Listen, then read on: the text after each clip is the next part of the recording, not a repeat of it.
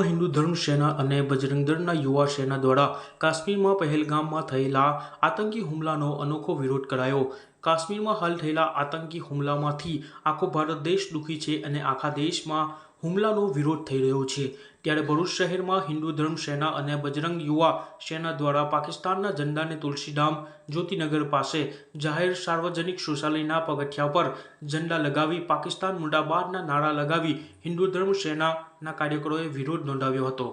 રામ ભારત માતા કી જય, વંદે માતરમ। મિત્રો, આપણે સૌ જાણીએ છીએ કે 22 તારીખના રોજ કાશ્મીરના પહેલગામની અંદર પાકિસ્તાનના આતંકવાદીઓ તેમજ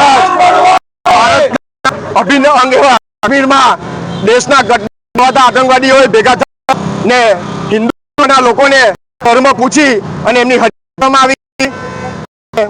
નિયતતા લોકો ઉપર ગોળીબાર કરી અને એમને એવું કહેવામાં આવ્યું હતું કે તમે તમારા વડાપ્રધાનને જઈને કહેજો કે અમે તમારી સાથે શું કર્યું છે।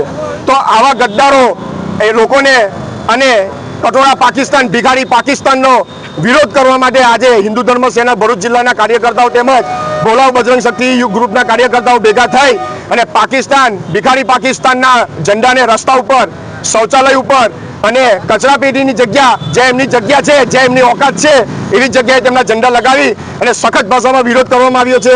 અને આજે ઇલેક્ટ્રોનિક મીડિયા તેમજ પ્રેસ મીડિયા દ્વારા અમે હિન્દુ ધર્મના લોકોને એક અપીલ કરવા માંગીએ છીએ કે બહારના ગદ્દારો કરતા જે દેશના ગદ્દારો છે, જે આપણા આજુબાજુ રહેનારા ગદ્દારો છે, એવા ગદ્દારો સાથે સંબંધ બંધ કરો, એવા ગદ્દારો સાથે ધંધો કરવાનું બંધ કરો, એવા ગદ્દારોની દુકાનમાંથી વસ્તુ ખરીદવાનું બંધ કરો અને એમની ઓકાતનું બંધ કરાવો કે જ્યારે તેઓ દેશમાં રહીને આ દેશ સાથે ગદ્દારી કરશે ત્યારે આ હિન્દુ સમાજ ભેગો થઈ એમનો સખત ભાષામાં વિરોધ કરશે।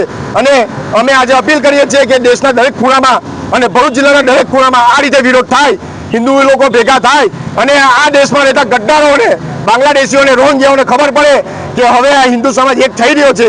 એવી આપ સૌને નમ્ર અરજ કરીએ છીએ। ભારત માતા કી જય, વંદે માતરમ, જય જય ગરવી ગુજરાત।